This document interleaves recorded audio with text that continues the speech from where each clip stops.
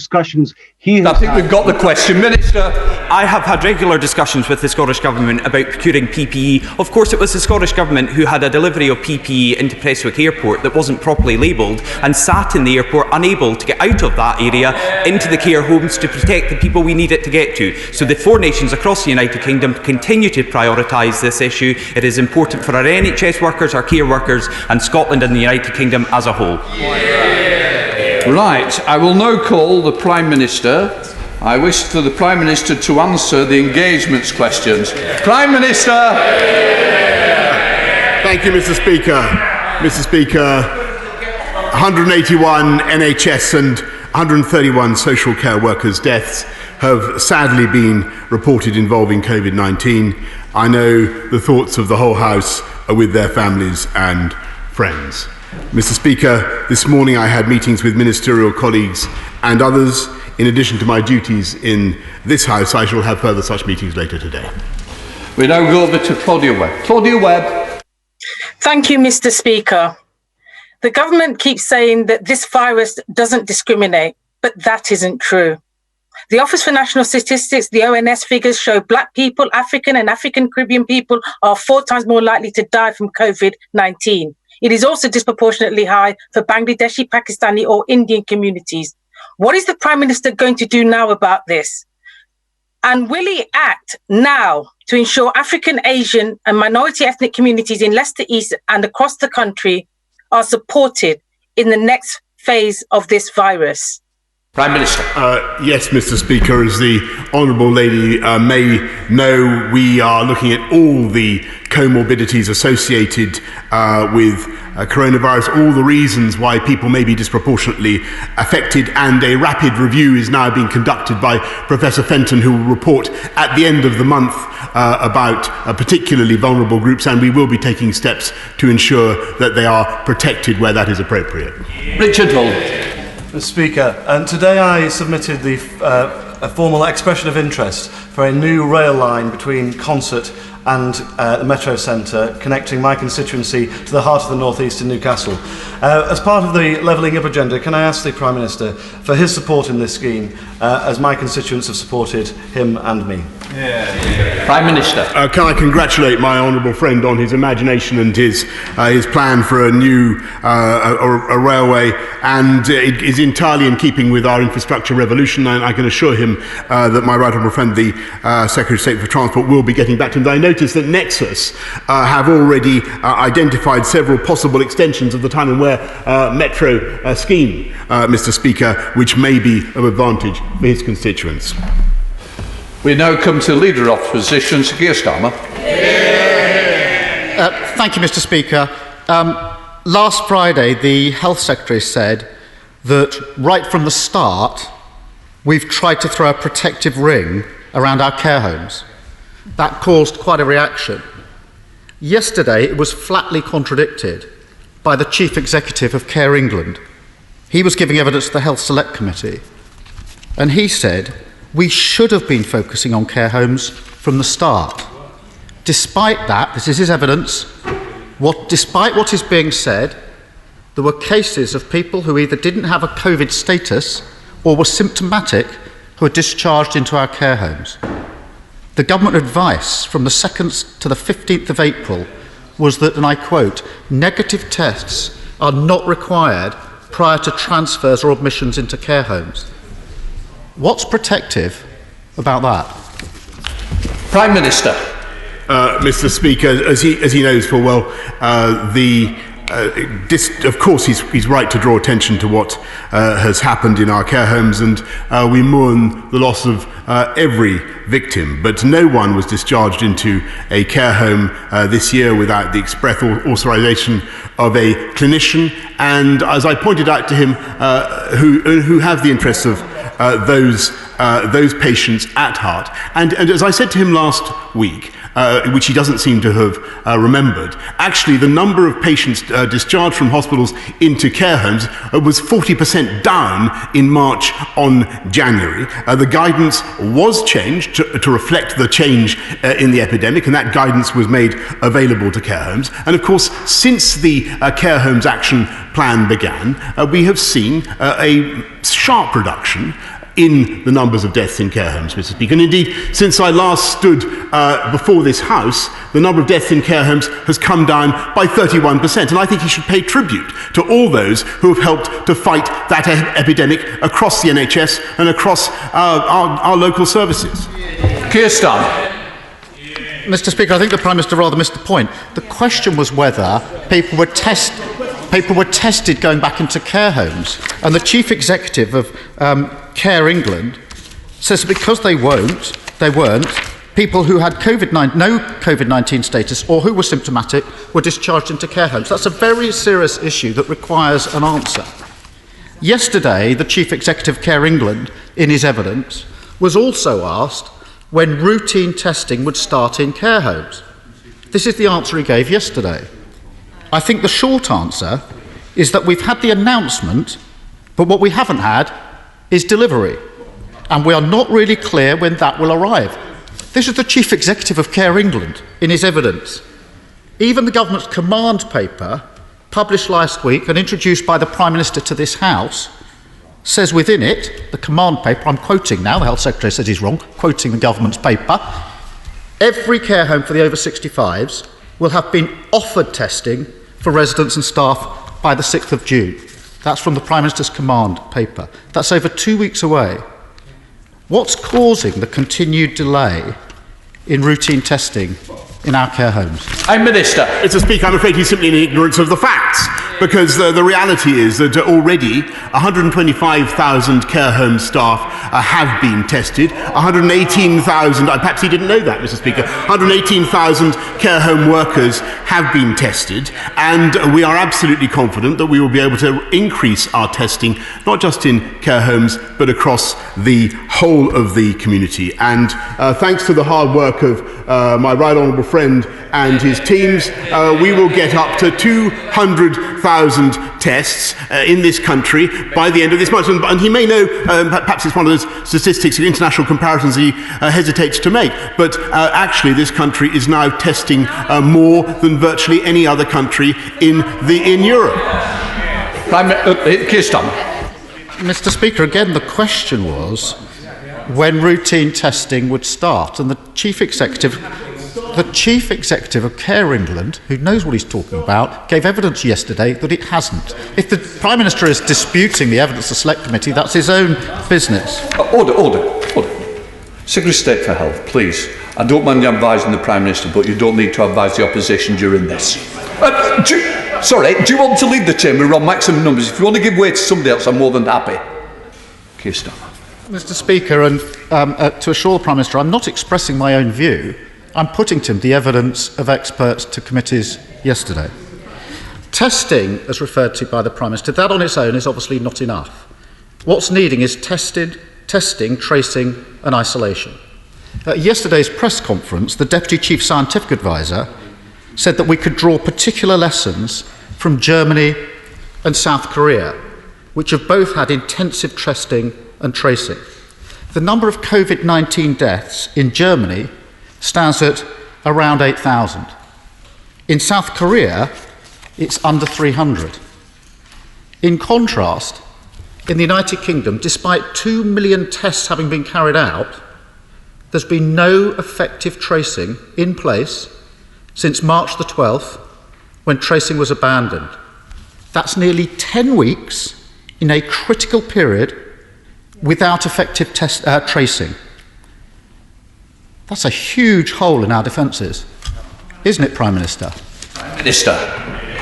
Mr. Speaker, I must say that I find it peculiar, because I've given the right honourable gentleman repeated briefings on this matter and many others. He's perfectly aware of the situation in the UK as regards testing and tracing in early March. It's been explained many times to him and of the House. But what I can tell him, and I think his sort of feigned ignorance really doesn't come very well, but what I can tell him is that today I am confident that we will have a test and trace operation that will enable us, if all the other conditions are satisfied, and it is entirely provisional, that will enable us to make progress. And I can tell him also that by the 1st of June, already we've recruited 24,000 trackers, and by the 1st of June we will have 25,000. They will be capable of tracking the contacts of 10,000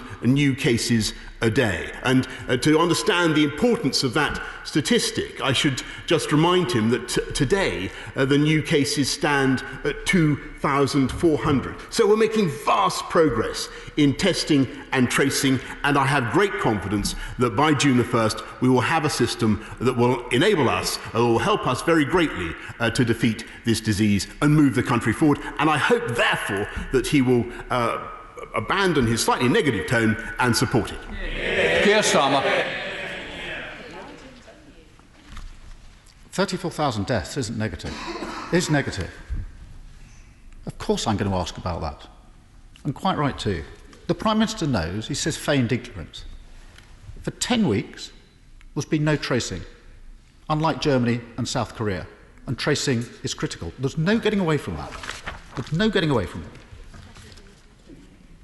The Prime Minister knows it's absolutely vital. He made a great deal of it in his speech to the nation Sunday week ago. He said we cannot move forward unless we satisfy the test that he's set, one of which is a world-beating test and trace system. World-beating. Leaving aside the rhetoric, effective will do, there now appears to be some doubt as to when this is actually going to be ready. This is the last PMQs for 2 weeks. Can the Prime Minister indicate that an effective test, trace and isolate system will be in place by the 1st of June, Monday week? Prime Minister. The right honourable gentleman seems to be in the unhappy position of having rehearsed his third or fourth question without having listened to my previous answer. I've a brilliant forensic mind, though he doubtless is. What he has heard is that we have a growing confidence that we will have a test, track and trace operation that will be world-beating, and yes, it will be in place. It will be in place by June the 1st. And just to repeat the figure, since he's invited me to do so, there will be 25,000 trackers. They will be able to cope with 10,000 new cases a day. And that's very, very important, because currently new cases are running at about 2,500 a day. They'll be able to trace the contacts of those new cases and to stop the disease spreading. And what I hope very much is that, notwithstanding the occasional difficulty of these exchanges, and I totally appreciate the role that he has to fulfill, that he will support us as we go forward, that he will be positive about this test, track and trace operation, and that we can work together to use it to take our country forward, because that is what I think the people of this country want to see. Keir Starmer. I'm very happy to work with the Prime Minister on that. He knows that from our previous exchanges. Mr. Speaker, every Thursday we go out and clap for our carers. Many of them are risking their lives for the sakes of all of us. Does the Prime Minister think that it's right that care workers coming from abroad and working on our front line should have to pay a surcharge of hundreds, sometimes thousands of pounds to use the NHS themselves? Prime Minister. Well, Mr. Speaker, I thought a great deal about this, and I do accept and I do understand the difficulties faced by our amazing NHS staff, and like him, I've been a personal beneficiary of people who've come from, carers who've come from abroad and frankly saved my life. So I know exactly the importance of what he says. But on the other hand, we must look at the realities that this is a great national service, it's a national institution, it needs funding, and those contributions actually help us to raise about £900 million, and it's very difficult in the current circumstances to find alternative sources. So with great respect to the point that he makes, I do think that that is the right way forward. Keir Starmer. Mr. Speaker, I'm disappointed because the Prime Minister just knows how raw this is. The fee in question, the immigration health surcharge, is currently £400 a year. From October, that goes up to £624 a year. For a care worker on the national living wage, that will require working for 70 hours to pay off the fee. The Doctors Association, a number of medical groups, wrote to the Home Secretary this week, and they set it out this way. At a time when we're mourning colleagues, your steadfast refusal to reconsider the deeply unfair immigration health surcharge is a gross insult to all of us who are serving this country at its time of greatest need. We agree, and Labour will table an amendment to the immigration bill to exempt NHS and care workers from this charge. Can I urge the Prime Minister to reconsider his view as we go through this crisis?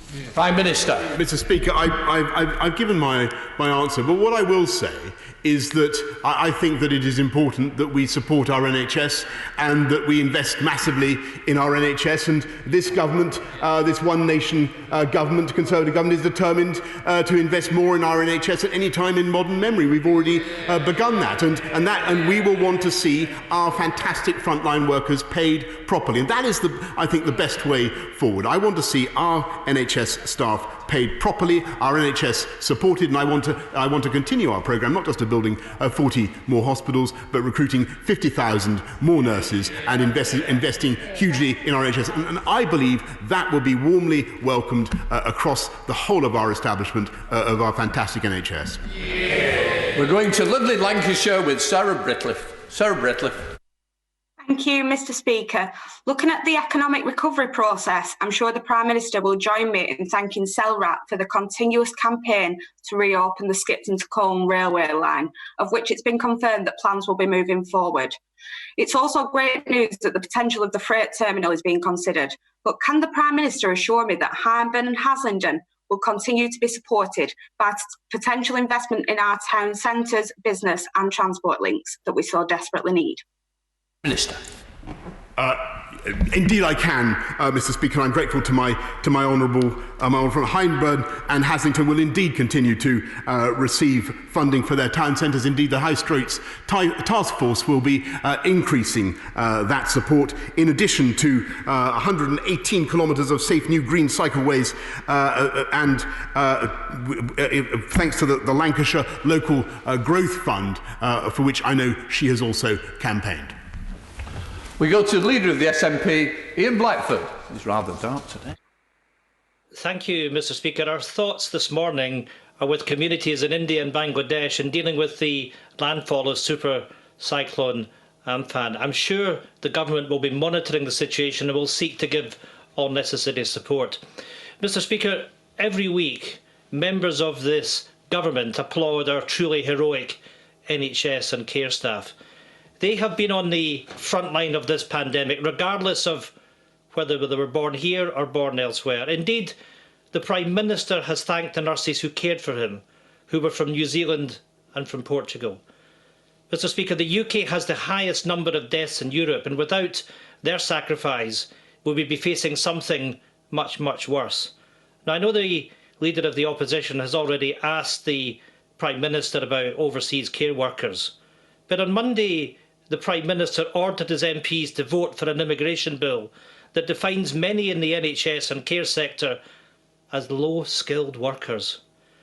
Given their sacrifice, Prime Minister, is he not embarrassed that this is how his government chooses to treat NHS and care workers? Minister. Mr. Speaker, this is a government that values immensely the work of everybody in our National Health Service, in our care workers, and across the whole community. And I can tell him that the reason for having an immigration bill of the kind that we are is not to keep out people who can help in our NHS. On the contrary, we want an immigration system that works for the people of this country and works for our NHS. And I think what the people of this country want to see is an immigration system where we control it, and we understand it, and we are able to direct it according to the needs of our NHS and the needs of our economy. And that's what we are putting in place. And I know it's rejected by the right honourable gentleman opposite, and indeed by himself, but it is the right way forward. Returning to Ian Blackford. Ian Blackford. Mr. Speaker, the harsh reality is that the Prime Minister doesn't even pay NHS and care staff the real living wage, and he wants to block many of them from working here at all. We need an immigration system that is fit for purpose. The Home Secretary and the Prime Minister seem hell-bent on implementing a purely ideological immigration policy with no basis in fairness or economics.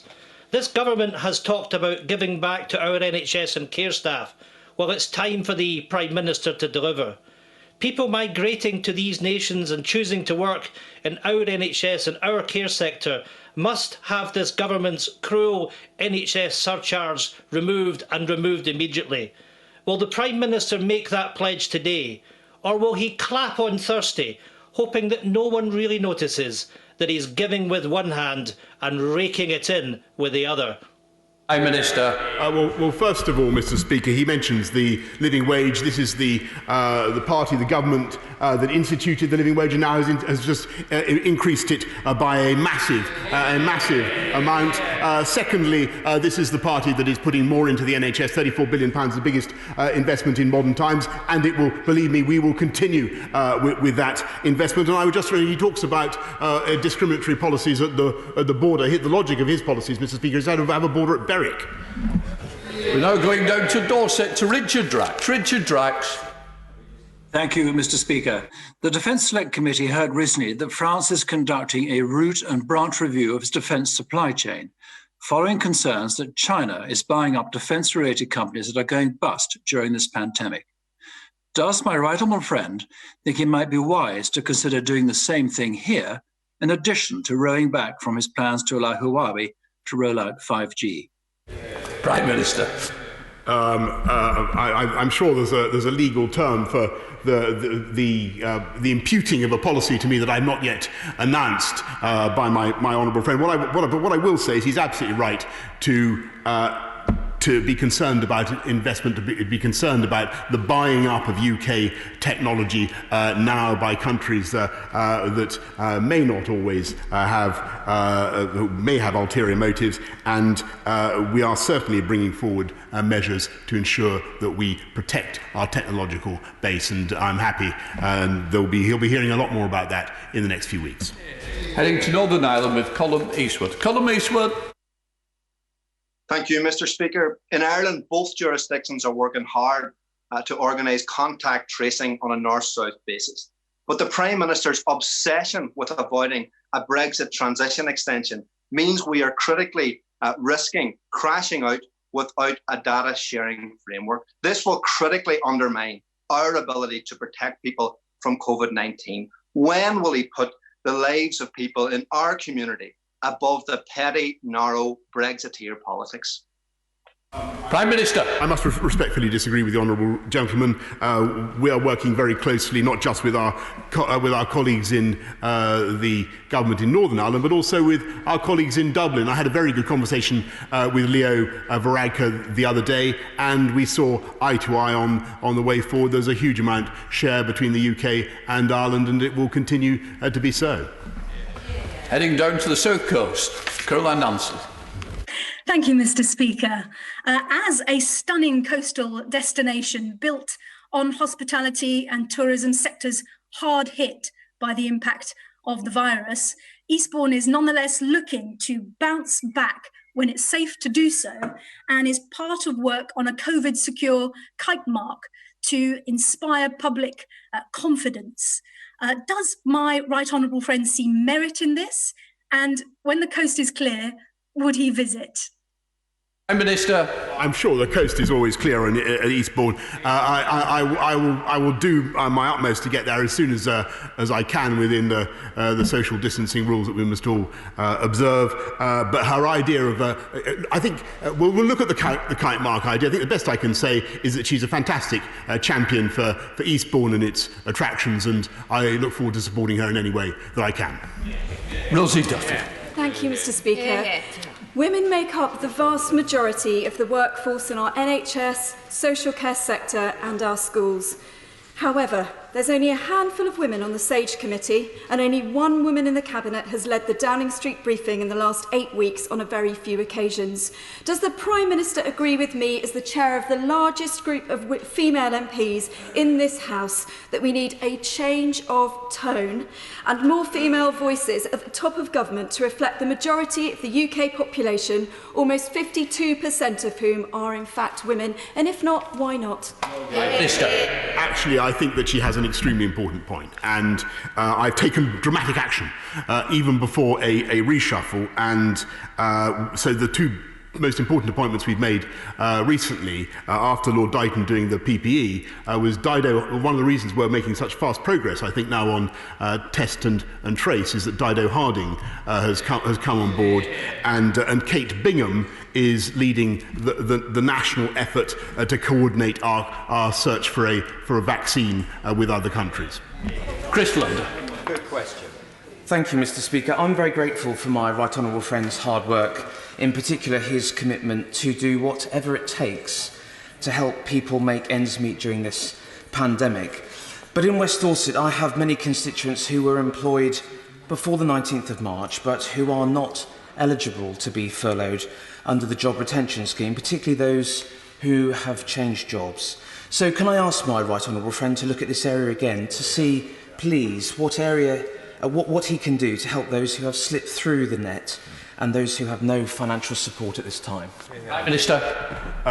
Yes, Mr. Speaker, and I appreciate it's hard. I mean, we have pushed back the cut-off date in order to help people, but we're also looking to support people who are in difficulties with some temporary measures on welfare. As he knows, the significant £1,040 increase in universal credit standard allowance and working tax credit basic element. But if there are particularly hard cases, and there will be hard cases, can I say what I've said before to the House, that I'm happy to take them up on his behalf.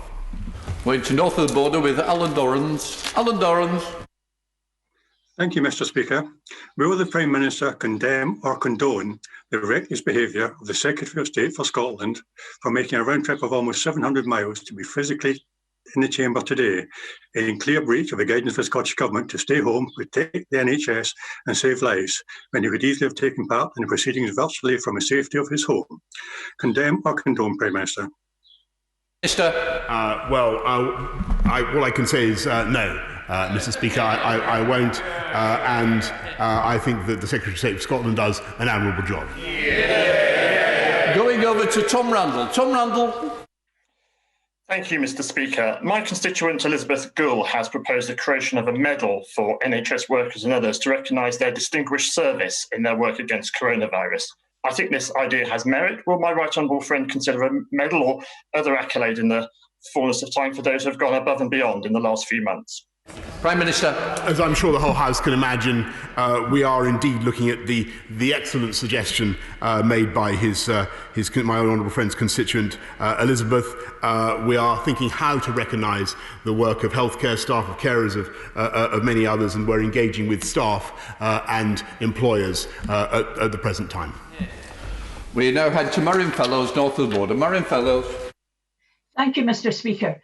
A senior government figure told a Sunday Times reporter that the UK government will end the job retention scheme even if the Scottish government decides to continue with the lockdown to save lives in Scotland. This would be an act from the UK government to undermine devolution and the Scottish Parliament by slashing incomes to force Scots back to work when it's potentially unsafe. Will the Prime Minister agree to extend the job retention scheme in Scotland for the length of time Scotland's government and Parliament deem a lockdown necessary? Prime Minister. Well, Mr. Speaker, perhaps I can just say that I continue to be very happy with the level of cooperation, in spite of what you sometimes hear in this chamber, the level of cooperation between the governments of all four nations, particularly Scotland. I just remind her, of course, that Scotland has benefited from about £1 billion of coronavirus funding in the last period, £3 billion, and we'll get about £3 billion overall, which is perhaps a material consideration on which she might like like to reflect. Lucy Allen. Thank you, Mr. Speaker.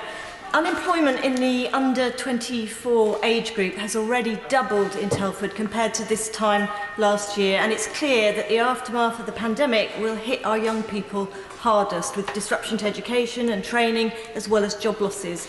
I know that my right honourable friend is passionate about opportunities for young people, particularly in areas such as Telford, which has suffered disproportionately in previous recessions. Will he ensure that the recovery strategy focuses on young people and equipping them with the skills they need to survive in a post-pandemic economy and indeed thrive in the longer term? Prime Minister. She's absolutely right to speak up for the young people of Telford and their immense potential, and that's why we'll be supporting her and them with a new national skills fund worth £2.5 billion, so that young people can be at the very forefront of our effort to come out of this epidemic. That's the end of PMQs. Before the urgent question, I should say that I plan to allow a statement by the Chancellor of the Duchy of Lancaster on the UK's approach to Northern Ireland Protocol as part of the scrutiny proceedings. I will allow less time for the urgent question and the business statement in consequence. We now come to the urgent question to the Leader of the House. I will end the urgent question at 12:55. I call the Leader of the House, Mr Jacob Logg, to answer the urgent question from Alistair Carmichael as on the order paper. The Leader of the House should speak for no more than 3 minutes. Leader of the House.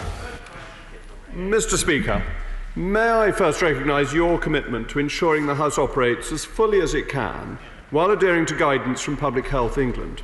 Your dedication and that of the House clerks and digital team has been instrumental in establishing the hybrid proceedings that allowed us to return after Easter. But, Mr Speaker, as you have always agreed, the present arrangements were only ever envisaged as temporary because they fundamentally restrict the House's ability to perform its functions fully. Complaints about our debate becoming stilted, scripted affairs are one thing, and the impact on legislative scrutiny is another. Under the hybrid proceedings, the time this House is able to spend debating legislation faces being cut by around 2/3. I am sure all members will agree that each and every one of the 36 bills put forward by the government in the Queen's speech deserves the proper level of scrutiny. We have to recognise that if we persist with the present arrangements, it will become harder to make progress in a timely fashion. That is why, in line with government advice for those who cannot do their jobs from home, I am asking members to return to their place of work after Whitsun. We will not be returning to the crowded, bustling chamber of old. We will be observing social distancing. As a member of the House of Commons Commission, I was reassured yesterday by the